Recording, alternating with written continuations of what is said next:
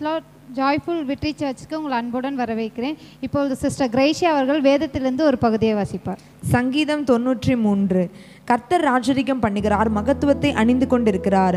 கர்த்தர் பராக்கிரமத்தை அணிந்து அவர் அதை கச்சையாக கட்டி கொண்டிருக்கிறார். ஆதலால் பூச்சுக்கரம் அசையாதபடி நிலை நிற்கிறது.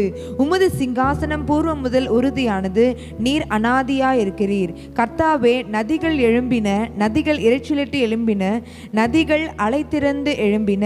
திரளான தண்ணீர்களின் இரைச்சலை பார்க்கிலும் சமுத்திரத்தின் வலிமையான அலைகளை பார்க்கிலும் கர்த்தர் உன்னதத்தில் வல்லமையுள்ளவர். உமது சாட்சிகள் மிகவும் உண்மையுள்ளவைகள். கர்த்தாவே, பரிசுத்தமானது நித்திய நாளாக உமது ஆலயத்தில் அலங்காரமாய் இருக்கிறது. ஆமென். அன்புள்ள தகப்பனே, ஸ்தோத்திரிக்கிறோம், துதிக்கிறோம் எசப்பா. ஆண்டவரே, இந்த வேலையில் கூட எசப்பா இந்த ஆன்லைனில் பார்த்துட்டு இருக்க ஒவ்வொரு வரையும் நீர் ஆசீர்வதிங்க எசப்பா. தகப்பனே, இந்த ஆராதனை முழுவதும் ஆண்டவரே உங்கள் கருத்தில் ஒப்பு கொடுக்குறோம். ஒவ்வொரு வரையும் அபிஷேகத்தினால் நிரப்புங்க எசப்பா. ஆண்டவரே, நீங்கள் ஒவ்வொருத்தவங்க வீட்லேயும் ஆண்டவரே உம் சமூகத்தில் நிரப்புங்க தகப்பனே. நீங்கள் ஆசீர்வதிங்க, வழி நடத்துங்க எசப்பா. பிரேசின் பிதாவே, ஆமென். ஆமென். ஹல்லேலூயா. இந்த நாளில் நம்ம தேவனை ஆராதிப்பதற்காக நம்ம முழு உள்ளத்தோடு முழு ஆத்மாவோடு அவர் ஆராதிக்க போகிறோம். அவர் நமக்கு ஏராளமான நன்மைகள் நம்ம வாழ்க்கையில் செய்திருக்கிறார். நன்றி பலிகள் செலுத்தி நம்ம கூடி அவரை நம்ம ஆராதிக்க போகிறோம். நம்ம எல்லோரும் சேர்ந்து ஒரு பாடலை பாடுவோம். நன்றி பலிகள் செலுத்திய நாங்கள். கரங்களை தட்டி உற்சாகமாக பாடுவோமா? நன்றி பலிகள் செலுத்திய நாங்கள் ஆலயம் கூடி வந்தோம். துதி பலிகள் செலுத்திய நாங்கள் உம்மை போற்ற வந்தோம். நன்றி பலிகள் செலுத்திய நாங்கள் ஆலயம் கூடி வந்தோம்.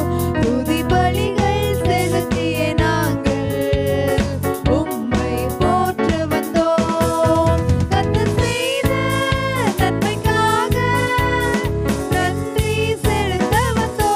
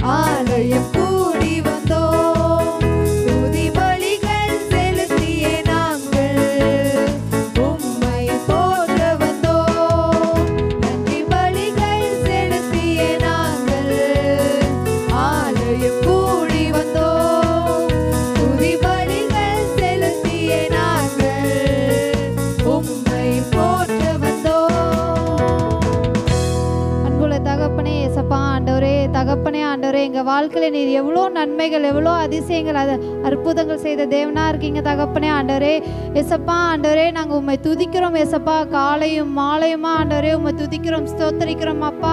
ஆண்டவரே நீர் எங்களை வழி நடத்தும் தேவனாக இருக்கீங்க எசப்பா. உம்மை ஆராதிக்க துதிக்க ஆண்டவரே இந்த ஸ்தலத்தில் நாங்கள் வந்திருக்கோம் எசப்பா.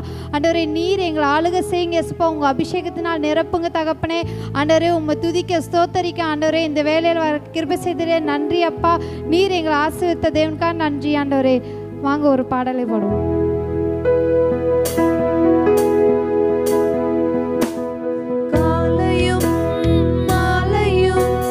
அல்லேலூயா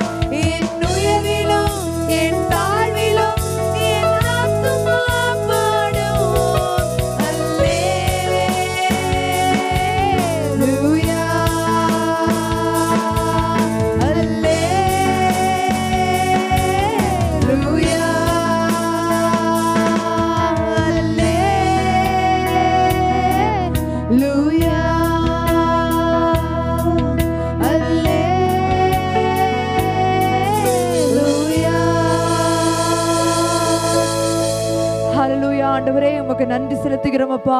எங்கள் உயர்விலும் என் தாழ்விலும் ஏசப்பா எங்கள் கீதமாக, எங்கள் வெற்றி கீதமாக நாங்கள் சார்ந்திருக்கிற எங்கள் நேசராக ஆண்டவரே இருக்கிறதுக்காக உமக்கு நன்றி இயேசுவே. அப்பாவை நாங்கள் துதிக்கிறோம், ஸ்தோத்தரிக்கிறோம் ஆண்டவரே. எங்கள் உயர்விலும் தாழ்விலும் நாங்கள் துன்பப்படும் போதும் ஏசப்பா ஆண்டவரே நாங்கள் தாழ குதித்து ஆண்டவரே நாங்கள் நிற்கும் போதும் எல்லா நேரங்களிலும் அப்பா ஆண்டவரே ஏசப்பா எங்களோடு இருக்கிறீரே ஆண்டவரே உமக்கு நன்றி. உங்களுடைய அல்லேலூயா என்ற கீதம் எப்பொழுது எங்கள் வாயில் இருக்கிறமைக்காக உமக்கு நன்றி ஏசப்பா ஆண்டவரே. இந்த ஆராதனை முழுவதும் இருந்த உங்க பிரசனத்துக்காக உமக்கு நன்றி. மீதியுள்ள நேரத்தையும் கருத்தில் ஒப்பு கொடுக்கிறோம். நீர் பொறுப்பெடுத்துக் கொள்ளுங்க, வழி நடத்துங்க. இயேசுவின் நாமத்தில் ஜெபிக்கிறோம் நல்ல பிதாவே, ஆமென். Price Lord. கர்த்தருக்கு மகிமை உண்டாதாக. இந்த நாளிலும் கூட கர்த்தர் நம்மோடு இடைப்பட போகிறார் என்ற விசுவாசத்தோடு இந்த தெய்வ செய்தியை கேட்போம். இப்பொழுது நம்ம ஒரு சிறு ஜெபம் செய்து நம்ம துவங்குவோம்.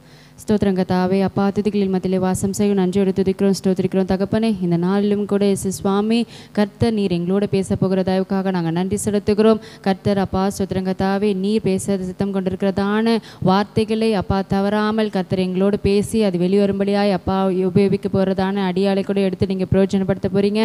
அதற்காக எடுத்து நன்றி செலுத்துக்கிறோம் தகப்பனே. கர்த்தர் தாமே இந்த நாளிலும் இயேசு சுவாமி நீர் பேச சித்தம் கொண்டிருக்கிறதான காரியங்கள் முழுமையாய் வெளிவர கர்த்தர் நீங்கள் உதவி செய்ய போகிறீரே. அது எங்களுக்கு ஆசீர்வாதமாக இருக்க போகிறது. அதற்காக நாங்கள் நன்றி செலுத்துகிறோம். ஆசீர்வாதிங்க, பொறுப்பெடுத்துக் கொள்ளுங்க, வழிநடத்துங்க. மீட்பர் இயேசு கிறிஸ்துவினால் ஜெபிக்கிறோம் என் ஜீவனுள்ள நல்ல பிதாவே, ஆமேன், ஆமீன். இப்பொழுது கூட நம்ம ஒரு வாழ்க்கையில் அநேக துன்பங்கள், போராட்டங்கள், கஷ்டங்கள், நஷ்டங்கள் நமக்கு வரலாம்.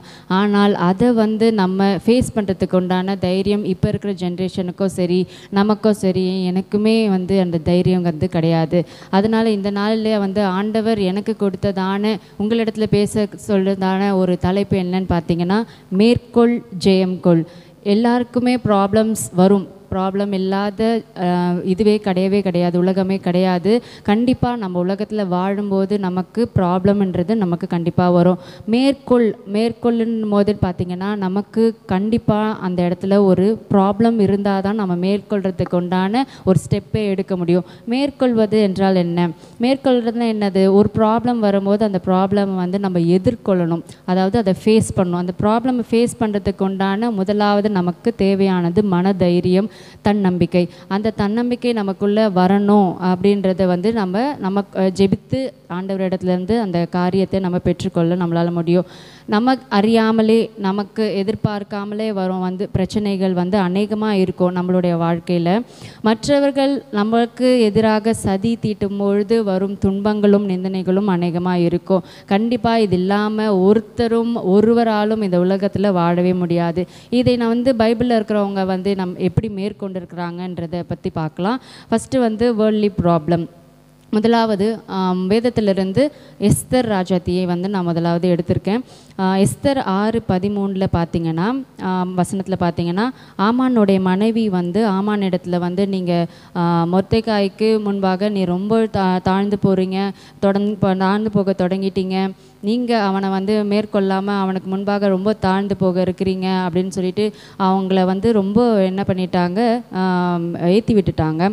ஆமான் என்ன ஆகிட்டாரு, ரொம்ப கஷ்டப்பட்டு நம்ம எப்படியாவது இவனை மொர்தெகாயை எப்படியாவது நமக்கு தோற்கடிக்கணும், அவனை கீழ்ப்படுத்தணும், நமக்கு மரியாதை இல்லாமல் அவன் நடந்துக்கிறான், அவனை எப்படியாவது தூக்கில் போடணும் அப்படின்ற ஒரு எண்ணத்தோடு என்ன பண்ணுறாரு ஆமான்னு ஒரு தூக்கு மரத்தை அவருக்கு எதிராக செய்து கொண்டு வராரு.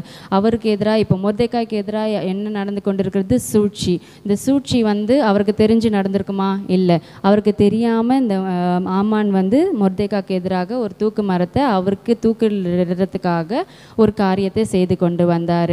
ஆனால் இந்த எஸ்தர் ராஜாத்தி அந்த ஜனங்களுக்காக யூதர்களுக்காக உபவாசித்து ஜெபித்தார்கள். நாமளும் நமக்கு எதிரான சூழ்ச்சிகளுக்காக நாமும் தேவனிடத்தில் உபவாசித்து ஜெபிக்கும் பொழுது, அவரிடத்தில் மன்றாடும் பொழுது, நமக்கு விரோதமாக எழும்புகிறதான ஆயுதங்களை கர்த்தரால் நமக்கு கண்களுக்கு முன்பாக நம்மளுக்கு காட்ட முடியும். அந்த மாதிரி உபவாசித்து ஜெபிக்கும் பொழுது நமக்கு எதிராக நடக்கும் சூழ்ச்சிகளையும் கர்த்தரால் நிர்மூலமாக்க முடியும். இந்த 6:13 அவங்க மொர்தெகாய்க்கு எதிராக சூழ்ச்சிகள் நடந்து கொண்டு வருகிறது. ஆனால் எஸ்தர் 9:1 பார்த்தீங்கன்னா, யூதரானவர்கள் தங்கள் பகைஞரை மேற்கொள்ளும்படிக்கு காரியம் மாறுதலாய் முடிந்தது. இங்கே எங்கே போட்டிருக்கு பாருங்க, தங்கள் பகைஞரை மேற்கொள்ளும்படிக்கு காரியம் மாறுதலாய் முடிந்ததுன்னு போட்டிருக்கு. அப்போது இந்த எஸ்தர் உபவாசித்து ஜெபித்தது நிமித்தம் அந்த மொர்தெகாய் தூக்கிலிடப்பட வேண்டும் என்று சதி தீட்டினம் ஆமான் பண்ணி கொண்டு வந்தான். அந்த மொர்தெகாயை காப்பாற்றுவதற்காக எஸ்தர் ராஜாத்தி உபவாசித்து ஜெபித்தாள். ஏன்னா யூதரானவர், அவரும் மொர்தெகாயும் யூதரானவர் தான். அந்த யூதரானவரில் யாரும் ஒருத்தர் கூட அழிந்து போகக்கூடாதுன்றதுக்காக எஸ்தர் ராஜாத்தி என்ன பண்ணுறாங்க, அவருக்காக உபவாசித்து ஜெபித்தாங்க.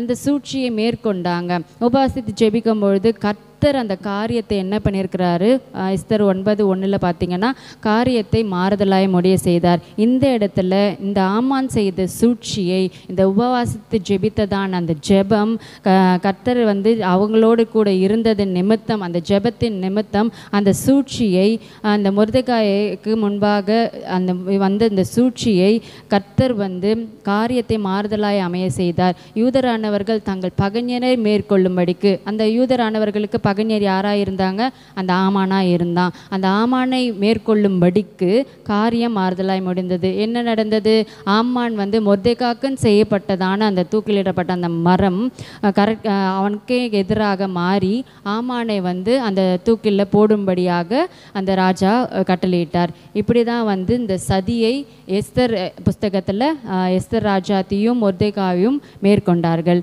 இரண்டாவது காரியம், ஒருத்தர் பார்ப்போம் வசனத்தை. சிம்சோன் என்பவர் ரொம்ப பலசாலின்றது நம்ம எல்லாருக்குமே தெரியும். நியாயாதிபதிகள் 16:5 பார்த்தீங்கன்னா தெலிலாள் என்ற ஒரு வேசியின் இடத்துல சிம்சோன் ரொம்ப பழக்கம் வச்சுட்டு இருந்தார். அப்போது பெலிஸ்தரின் அதிபதிகள் என்ன பண்ணாங்க, எப்படியாவது சிம்சோனை மேற்கொள்ளணும். ஏன்னா சிம்சோனுக்கு அவர் தலையில் வளர்கிறதான அந்த முடியின் நிமித்தம் அவருக்கு ரொம்ப பெலன் அவருடைய சரீரத்தில் இருந்துச்சு. அதுதான் அவருடைய மகிமையாக காணப்பட்டது. அதை சிறை பண்ணவே கூடாது, அதை எடுக்கவே கூடாதுன்றது தான் ஆண்டவருடைய கட்டளையாக இருந்தது. அதில் தான் அவருடைய முழு பெலனாக இருந்துச்சு.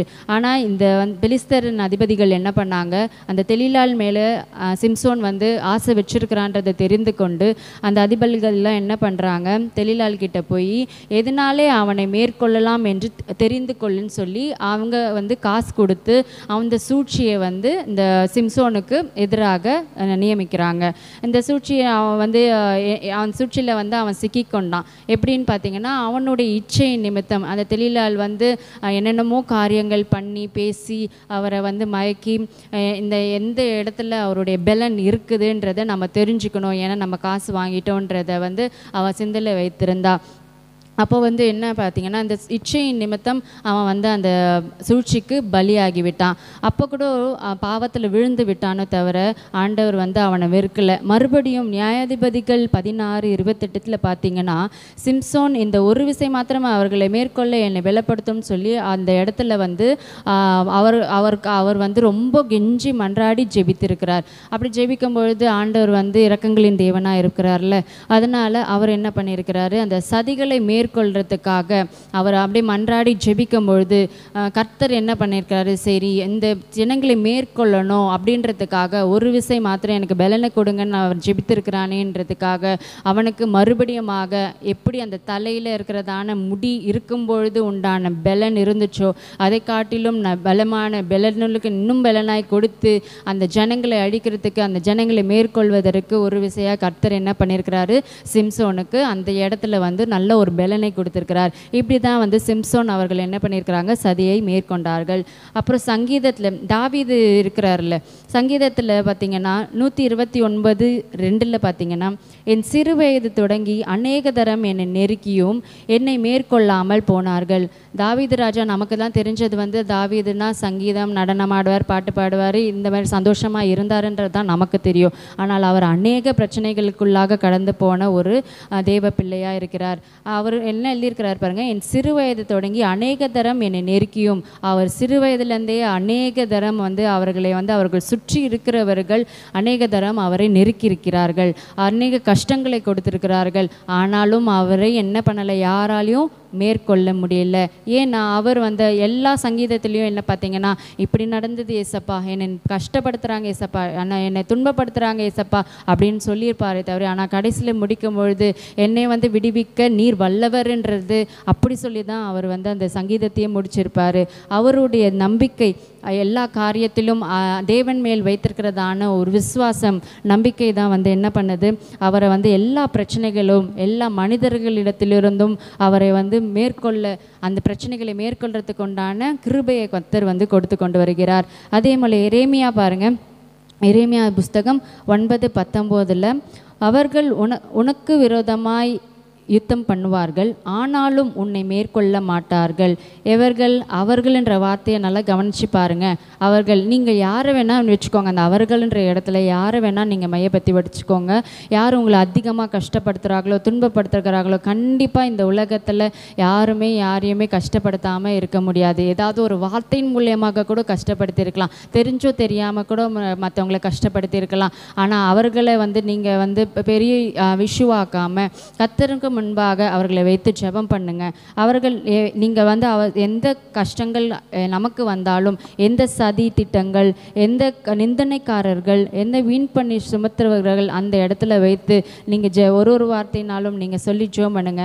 எனக்கு விரோதமாய் இவர்கள் யுத்தம் பண்ணுவார்கள், ஆனாலும் என்னை மேற்கொள்ள மாட்டார்கள் என்றது இந்த வசனத்தின் மூலியமாக கர்த்தர் வந்து நமக்கு உறுதிப்படுத்துகிறார். அதே வசனம் வந்து எரேமியா 15:20 சொல்லியிருக்கு, உனக்கு விரோதமாக யுத்தம் பண்ணுவார்கள், ஆனாலும் உன்னை மேற்கொள்ள மாட்டார்கள்.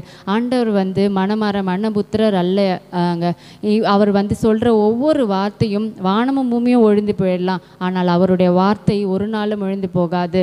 தேவ பிள்ளைகளாகிய நமக்கு அவர் வந்து இந்த வார்த்தையை வந்து உறுதியாய் கொடுத்திருக்கிறார். நமக்கு விரோதமாக யுத்தம் பண்ணுவாங்க, நம்ம கஷ்டப்படுத்துவாங்க, என்ன வேணால் பண்ணுவாங்க, ஆனால் ஒருவரும் நம்மளை மேற்கொள்ள முடியாது. நமக்கு அந்த ப்ராப்ளம்ஸை ஃபேஸ் பண்ணுறதுக்கு உண்டான கிருபையை கர்த்தர் வந்து கண்டிப்பாக தருவார். நம்ம அந்த காரியத்தை மேற்கொள்ள கிருபை தேவன் நமக்கு கண்டிப்பாக கட்டளையிடுவார். எரேமியா 20:11 பார்த்தீங்கன்னா, கர்த்தரோ பயங்கரமான பராக்கிரமசாலியாய் என்னோடு இருக்கிறார், ஆகையால் என்னை துன்பப்படுத்துகிறவர்கள் மேற்கொள்ளாமல் இடறுவார்கள். கர்த்தர் வந்து துன்பப்படுத்துகிறவர்களை காட்டிலும், அந்த துன்பப்படுத்துகிறவர்களையே ஆண்டவர் தான் சிருஷ்டித்திருக்கிறார். அப்போ அவர்களை காட்டிலும் பராக்கிரமசாலியாய் கர்த்தர் வந்து நம்முடைய வாழ்க்கையில் இருக்கிறார். நமக்கு ஒரு துணையோ தேவனாக இருக்கிறார், நம்மளோடு இருக்கிறார். இங்கே போட்டிருக்கு பாருங்க, பராக்கிரமசாலியாய் என்னோடு இருக்கிறாருன்னு போட்டிருக்கு. அப்போ இந்த வசனம் யாருக்கு? நமக்கு. என்னோடு இருக்கிறார் என்னும் பொழுது நம்மளை தான் குறிக்கிறது. கர்த்தரோ பராக்கிரமசாலியாய் என்னோடு இருக்கிறார், ஆகையால் என்னை துன்பப்படுத்துகிறவர்கள் மேற்கொள்ளாமல் இடறுவார்கள் அப்படின்னு சொல்லியிருக்கு.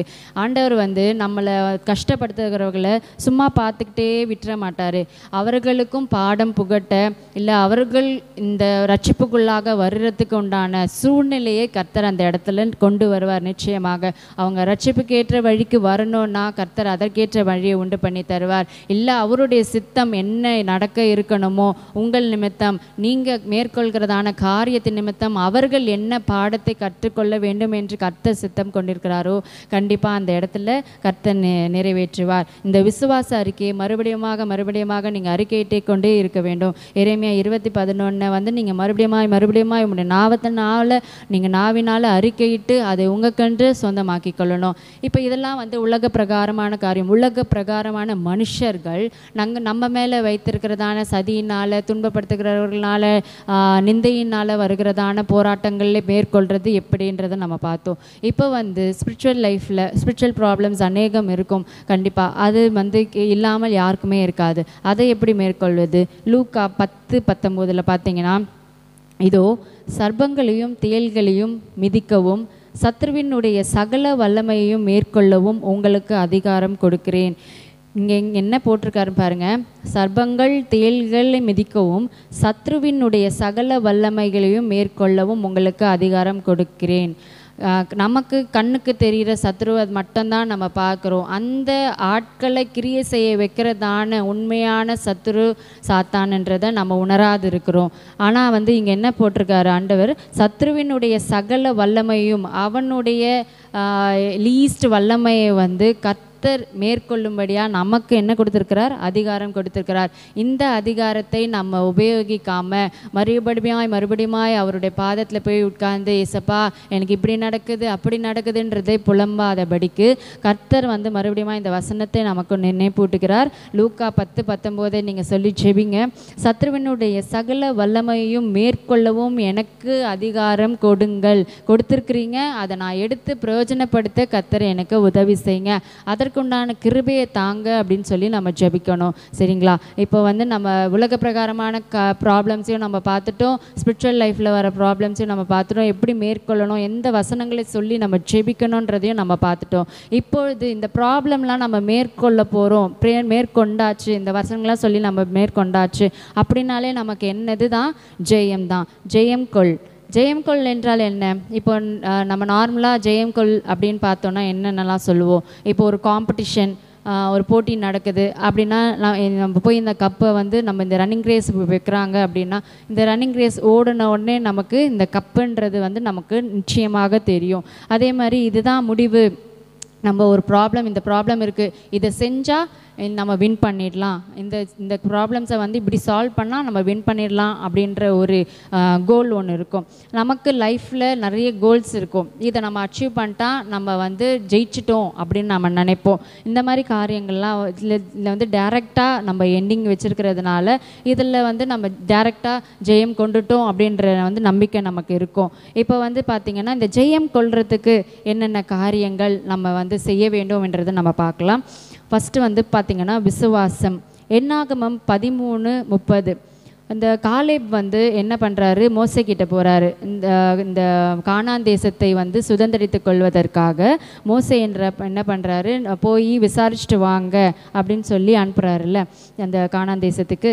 அப்போ வந்து இந்த காலேப் என்ன பண்ணுறாரு? எல்லாத்தையும் வந்து இந்த விசாரிச்சுட்டு அதெல்லாம் உங்களுக்கு எல்லாருக்குமே தெரியும். இந்த காலேப்ன்றவர் வந்து மறுபடியும் விசாரிச்சுட்டு மோசே கிட்ட போய் ஒரு இன்ஃபர்மேஷன் சொல்கிறாரு, இந்த மாதிரிலாம் நடந்துச்சு, ஆனால் கர்த்தர் வந்து நாம் உடனே போய் அதை சுதந்திரித்து கொள்வோம், நாம் அதை எளிதாய் ஜெயித்து கொள்ளலாம் என்ற ஒரு விசுவாச வார்த்தையை வந்து காலேப் வாயிலிருந்து மோசே கிட்ட வருது. இந்த ஜனங்களை உட்கார வைத்ததுக்கப்புறம் இந்த காரியங்கள்லாம் வந்து காலேப் அவர்கள் சொல்கிறாங்க.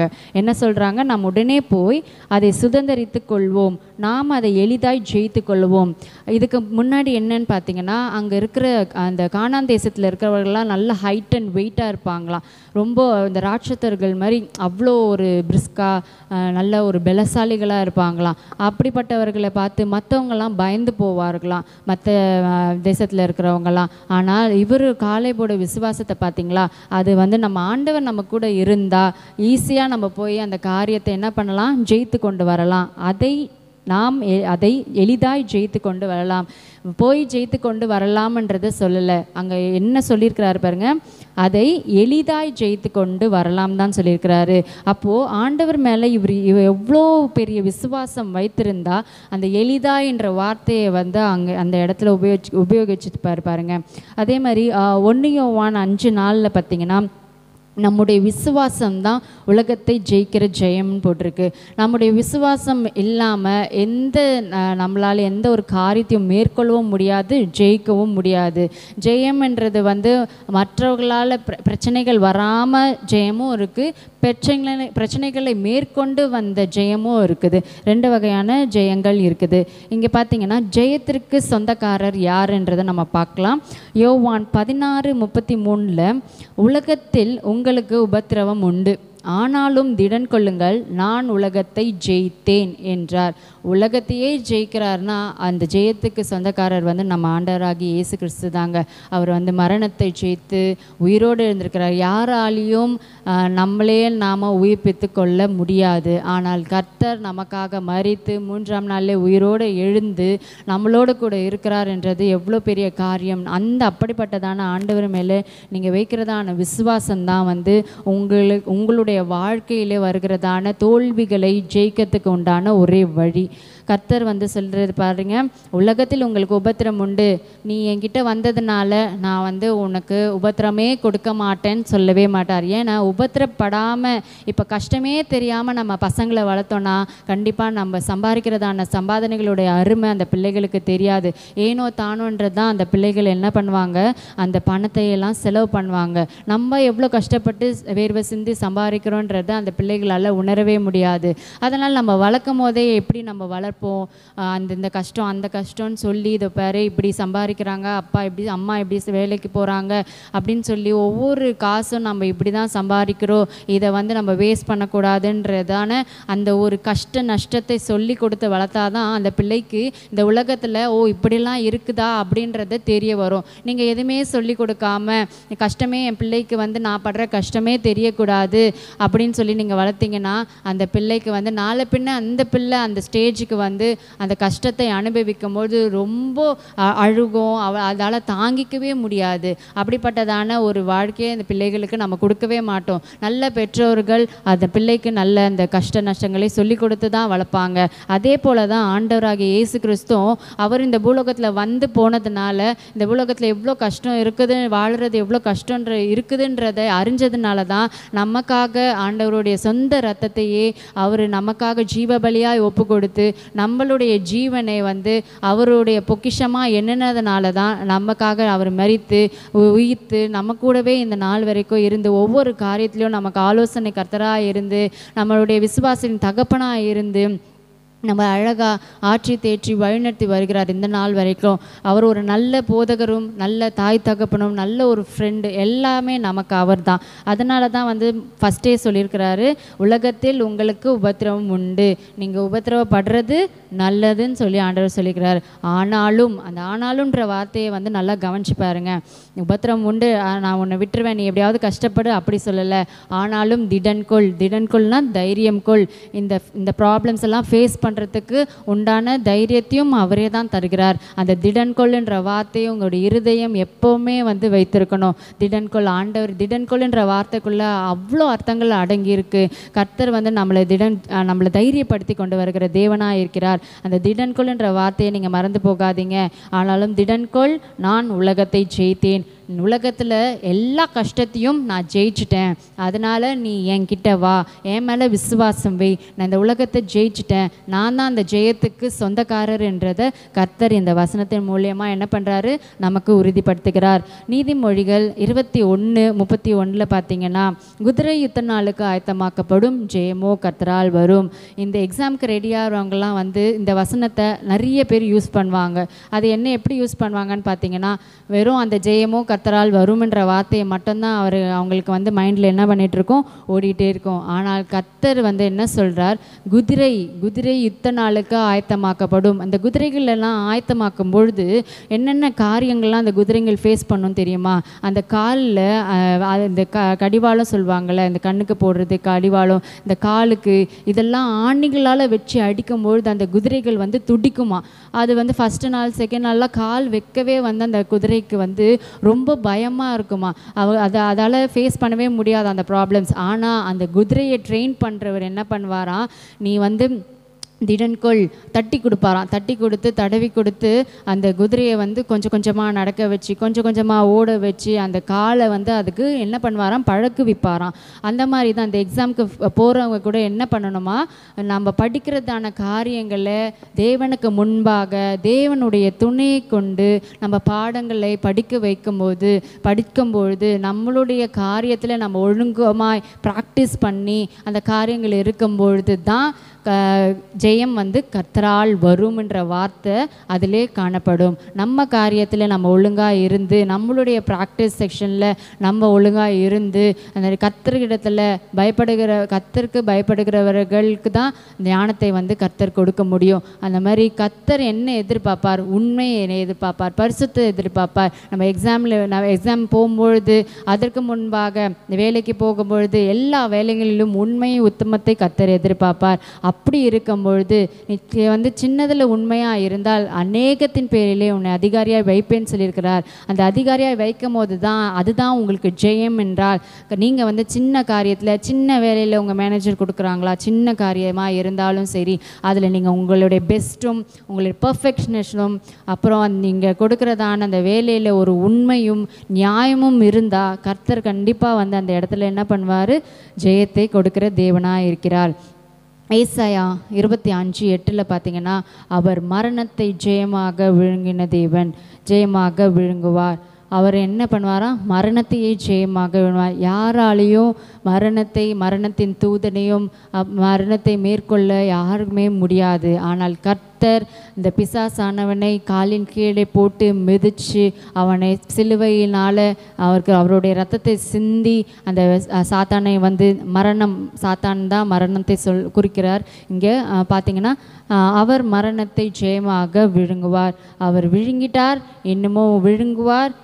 உங்களுடைய லைஃப்பில் என்னென்ன பிரச்சனைகள் வந்தாலும் அதிலையும் மேற்கொள்கிறதுக்கு உண்டான அதிகாரத்தை உங்கள் கையில் கொடுத்துருக்கிறார். நெக்ஸ்ட்டு பார்த்தீங்கன்னா, தேவனுடைய வருகை.